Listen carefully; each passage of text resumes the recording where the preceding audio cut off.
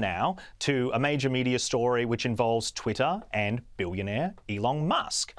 Bloomberg reports Twitter sued Elon Musk over his abandonment over the $44 billion takeover bid, accusing the billionaire of having buyer's remorse after his fortune declined. Lawyers for Twitter told a Delaware judge that the world's richest man should be forced to honour his agreement to pay $54.20 a share for the San Francisco-based social media platform. Musk abandoned the deal Friday, citing part concerns about the number of fake accounts among users.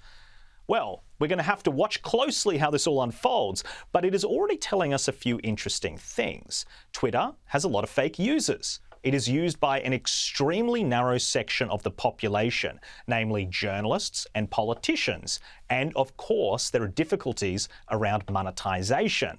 We've also heard hilarious stories of Twitter staff having insane levels of freedom to work at sluggish and inefficient paces. Elon Musk may simply have taken a look at the data and decided this business is falling apart on the inside. Or perhaps this whole thing was a warning shot to Twitter about the consequences of censorship. Well, Sophie, I'm very keen to hear your thoughts on this as a media reporter. What do you think of the motivations behind Elon Musk going for this and then pulling back at the last moment? Do you think that it was to do with censorship, or do you think potentially he's had a look at the numbers and Twitter is not as good platform as they first made it out to be? Well, there's a couple of things going on here, Jack.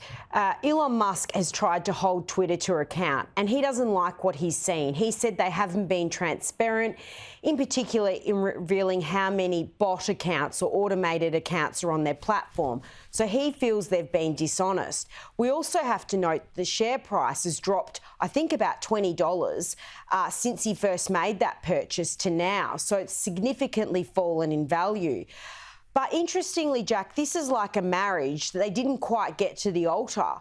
They were walking down the aisle, and now it's ended in absolute tears. And I think it will be very interesting to watch this unfold in court. But don't forget, Twitter are taking on the world's richest man.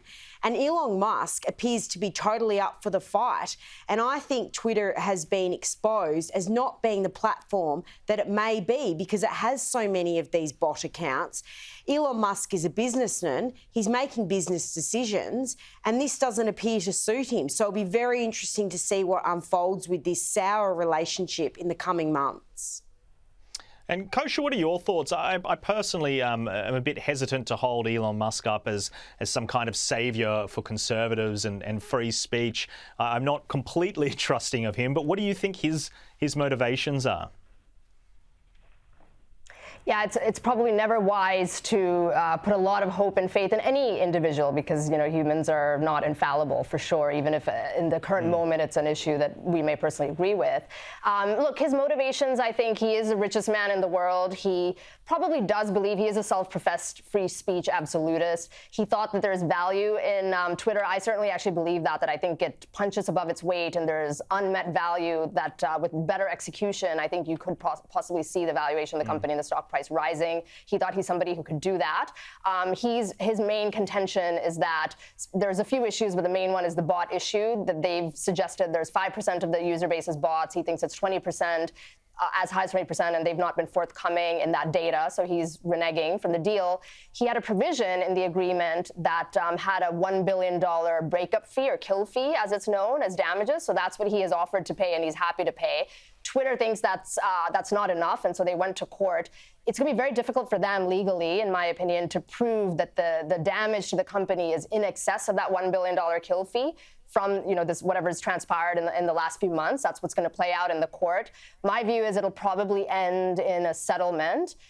For one, if it goes to trial, it actually harms Twitter more than it harms Elon Musk. As Sophie said, he's up for the fight because no public company wants to go through the discovery process and all sorts of things that may or may not reveal in the public arena. Secondly, I think the courts don't want to set up this precedent of forcing a reluctant buyer to buy a company. Because if you force a reluctant buyer to buy a company, then what? Like if he doesn't run it wholeheartedly, or he, slow walks different execution things that are going to happen. What are they going to do? Run back to court and try and push that, and they don't want to be caught in that quagmire. So I think that's the second issue. And the third point I would mention too is if you look at the market, so the stock price is right now at $33. His buyout offer of $44 billion translates to a stock price of about $54. If you look at the crowds of wisdom, if people believe that this case would result in a win for Twitter, the company, you could buy the stock right now for $33, expect the court to compel Elon Musk to fulfill his obligation at $54, you'd make a pretty decent profit. That's not happening. The stock price is right now right around that 33, which the crowds of wisdom of crowds tells us that the public does not believe that the courts are going to rule in favor of Twitter over here, and that's why you're not seeing that premium come to fruition in the stock market. That's very clever. I hadn't thought of it that way, but that is a very good indication. The market is always right.